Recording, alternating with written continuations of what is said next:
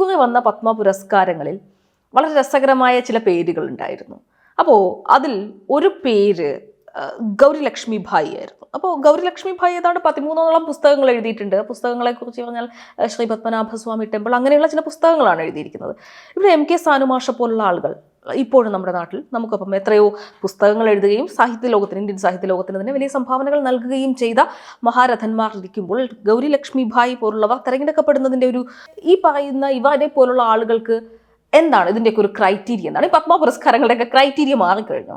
ഞാനിപ്പോൾ ഓരോ കേസായിട്ടെടുത്ത് പ്രത്യേകം പറയാൻ ഉദ്ദേശിക്കുന്നില്ല. ഈ ഗവൺമെൻറ് എല്ലാത്തിനെയും ഉപയോഗിക്കുന്നത് രാഷ്ട്രീയ ആയുധമായിട്ടാണ്. രാഷ്ട്രീയ ലാഭനഷ്ടത്തിൻ്റെ അടിസ്ഥാനത്തിലാണ്. തങ്ങൾക്ക് രാഷ്ട്രീയ ലാഭം ഉണ്ടാക്കുമെങ്കിൽ ഭരണ അധികാരം ഉപയോഗിക്കും. ലാഭമുണ്ടാക്കുന്ന കാര്യങ്ങൾക്ക് വേണ്ടിയിട്ട് അധികാരത്തെ ഉപയോഗിക്കുകയാണ്. അത് സർക്കാർ കൊടുക്കുന്ന പുരസ്കാരവും അങ്ങനെയാണ്. അപ്പം അതിൻ്റെ ഏറ്റവും വലിയ ഉദാഹരണം എന്താണ്? അതിൻ്റെ ഏറ്റവും വലിയ ഉദാഹരണം നിതീഷ് കുമാറിനെ ഇങ്ങോട്ട് പിടിക്കാൻ വേണ്ടി കർപ്പൂരി താക്കൂറിന് പത്മ പുരസ്കാരം പ്രഖ്യാപിക്കുന്നു, ഭാരതരത്നം പ്രഖ്യാപിക്കുന്നു എന്നുള്ളതാണ്. അപ്പോൾ പരമോന്നത ബഹുമതിയാണ് ഭാരതരത്നം. ഭാരതരത്നം തന്നെ തിരഞ്ഞെടുപ്പിന് മുമ്പ് ഒരു കാലുമാറ്റത്തിനുള്ള ഉപകാരമായിട്ടോ അല്ലെങ്കിൽ പ്രതിഫലമായിട്ടോ പ്രഖ്യാപിക്കുന്നു എന്ന് പറഞ്ഞാൽ പിന്നെ ബാക്കി പുരസ്കാരങ്ങളുടെ കാര്യം പറയണം.